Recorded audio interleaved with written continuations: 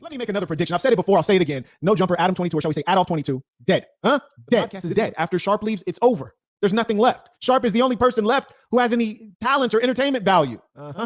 Now, we got a lot of information to go through, and I've taken out the time to organize it for your viewing pleasures. We're going to go. Now, let's get back to Crip Mac when Adam is trying to basically hand Crip Mac some Skittles and say, hey, man, guzzle these. They're delicious.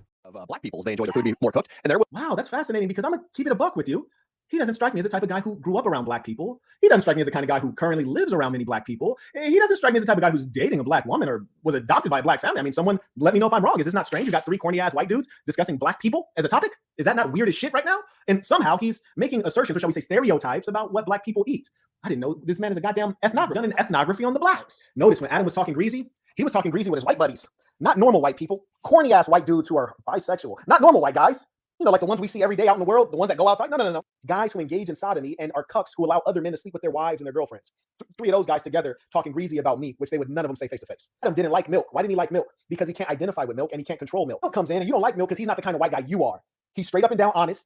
He gonna throw hands if it's time to throw hands. He's not scared. He has integrity, and he grew up in black culture, unlike Adam. You see, if this dude has a podcast, which he does, he can speak accurately about the behaviors and habits of black people. He grew up in a fucking black family. He grew up among black people. He hates this guy because this guy actually is what Adam would be if he was an authentic person engaging in the black hip hop culture. So he hates milk because milk is a real one. He hates milk because milk is not the kind of white guy he is. Something to think about.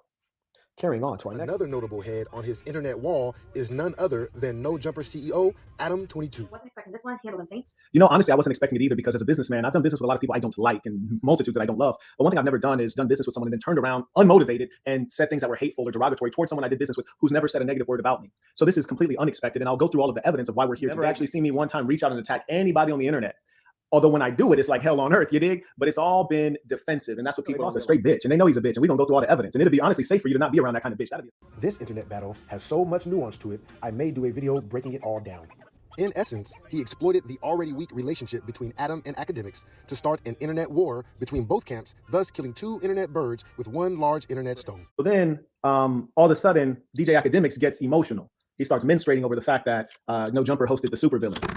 And so he starts attacking, not me, because he's scared to do that, rightfully so. He's a smart kid. So he starts attacking No Jumper. And what happens when you attack bitches? Well, they act like bitches. You dig? Everybody start folding like lawn chairs, turning on their own mans. They ain't got no decency. Won't defend his own wife. DJ Akademiks said, your wife's a cold floor, man. You asked me to pop her off with you, man. You's a dirtbag. She's a dirtbag. Your whole staff is weak. You only do 10,000 views. You got a house full of slaves over there. DJ Akademiks talking reckless. Lizard off the henny. Fat face nigga talking crazy. Then, did anybody say, look, man, you's a bitch. You better shut your mouth. Nah, they ain't say none of that. So they blame the junior member of the staff, and they pretend as though Adam 22, Adolf 22, was unaware that I was coming on the show. They pretend as though you initiated a conversation with me, and you was all peace and peachy. If you had an issue with me as a real one, you could have DM'd me, and we could have got that off our chest, man. The kind of guy I am, if you'd have pulled up on me, hey, Quinn, I got an issue with you. What? Let's get it solved. Let's get it solved right now. Turn off the cameras. Fuck the interview. Get it solved right now. Nigga, I'm in your house. So if you had an issue with me, why you ain't bring it up then?